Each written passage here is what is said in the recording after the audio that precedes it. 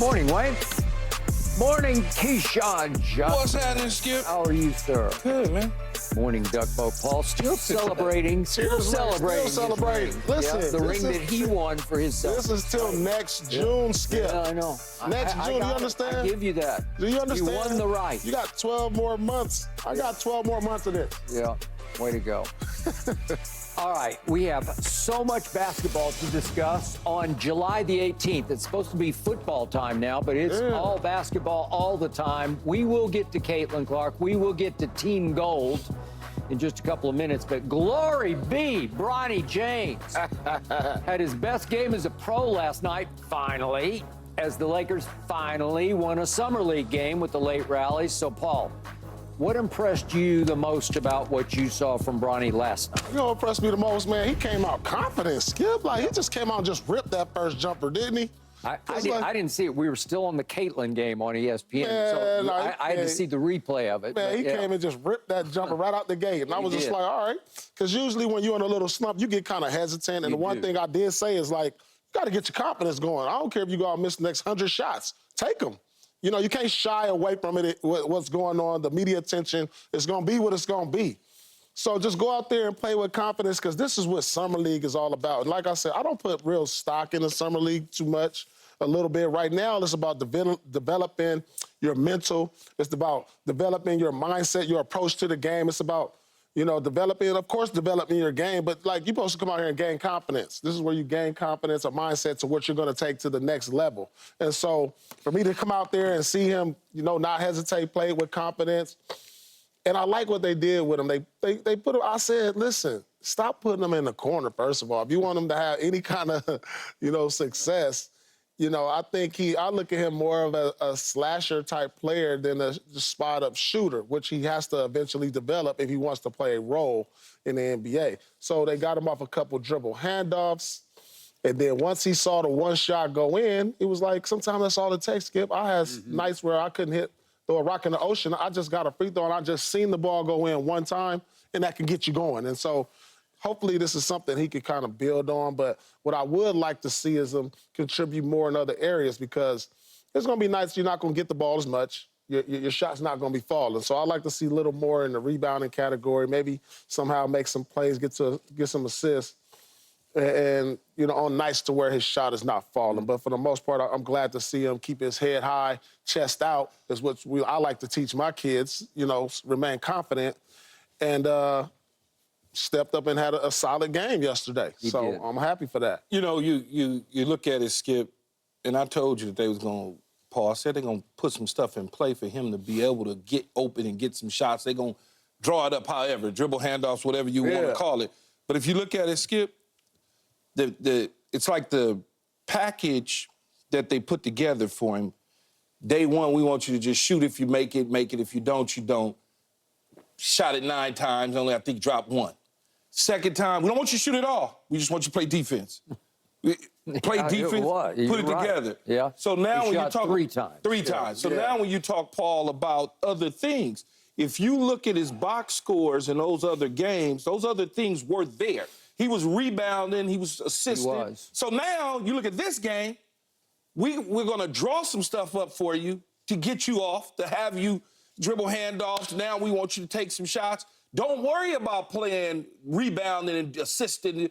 Focus on this. And so he now had 1 rebound and no assists. So now you put all those games together. By the time we roll out tonight or the next game, you might get a full package of what's to come. And it's encouraging to see, man. I was a fan.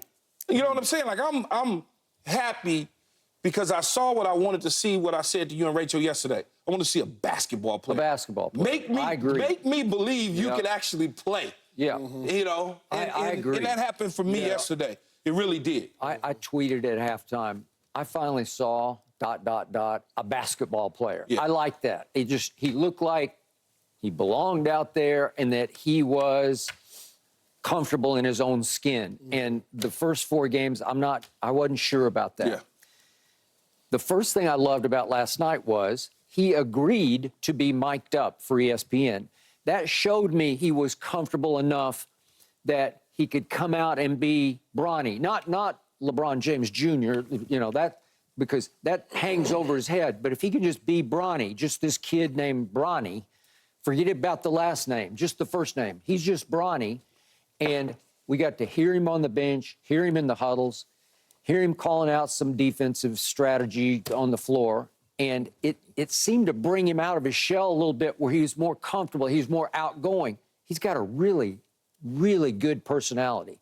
And every time I read a quote from any of his teammates, they love being around him because he's fun to be around.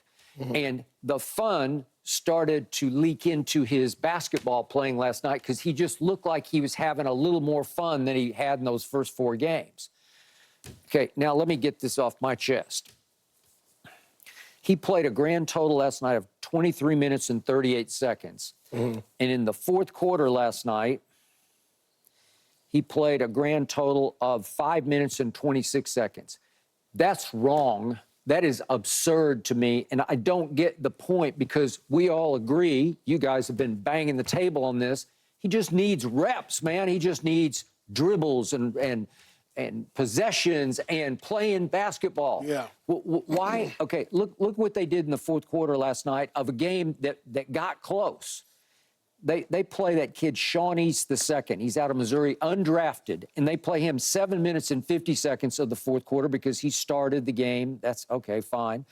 And that Tommy Kuzi has been around, it feels like forever. He's out of St. Mary's, and he's played in the G League. He's 26 years of age, but he played in Germany, he played in Italy, and he's an old head now compared to these kids. And I guess because the new coach is trying to win a game, just win a single summer league game. So he lets Tommy Kuzi, who's also a ball handling guard, play he plays 10 minutes of the fourth quarter, by far the most. And I'm saying, well, why would Bronny only play 5 minutes and 25 seconds? Isn't this the time to play? I don't know. Help me out. He played late fourth. Yeah. So that's fine. He didn't come in until the last 5 minutes. Yeah, that's okay, though, because it was tight. So he was able to knock down a shot in a crucial situation. Yeah, so maybe their strategy is such that it's late in the game, Paul. We want to see how he responds in these tighter situations. Now I get what Skip's saying, because for one, listen, we drafted Bronny. We gave him a contract.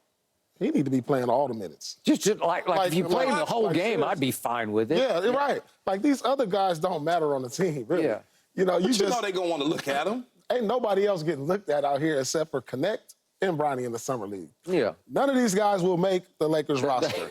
No. Whereas these two guys are on the Lakers roster, so I need to play them the most minutes. Yeah. Like, I need to draw up stuff for them. They're going to be on the team when October comes, when training camp starts. Yeah. Like, so I get what you're saying, Skip. Like, yeah, give Bronny the minutes. Let him learn, let him develop. Give Connect the minutes. Give him, maybe Colin Castleton have a chance to come to camp. And that's about it. Kid Maxwell Lewis, he got a little run with the big league team last year. Okay. He was on the Lakers briefly and got a few minutes. Yeah, but come on. He'll be on the G League team. He will. Yeah, so I don't mind them guys getting the majority of the minutes. So, like, as summer goes on and there's not many games left before you start thinking about, now we're going back to just workouts where it's not going to be 5-on-5 situations.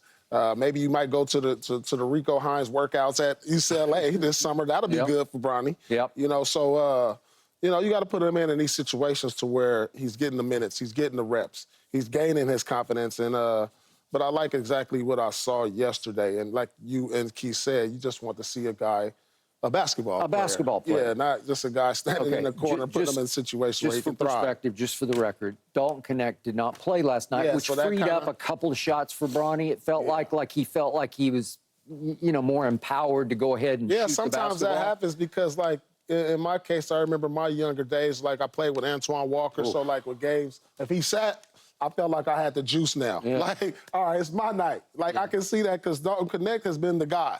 He's been the guy. Yes, he is green light. Man. Yeah, he's been the guy for them. He did 21 shots. He's been the guy. So when the guy sits out, the guy next to the guy, or other players feel like, all right, it's my turn, my opportunity to step up, and it gives you confidence to, like, all right, maybe I'll get some more extra plays ran for me. And that's what we saw from Bronny last night. Okay, and just for perspective, just to keep it in balance, the Hawks didn't have Reece Sachet last night, the first overall pick, and they were down 4 of their starters. I don't know, they just held them out. I don't know, we're getting later in Summer League, and some teams just hold hold guys out. We got back, like the Lakers are now playing back-to-back. And it's possible they wanted to save a little bit more Bronny so he could play a little longer tonight. I don't know, but whatever.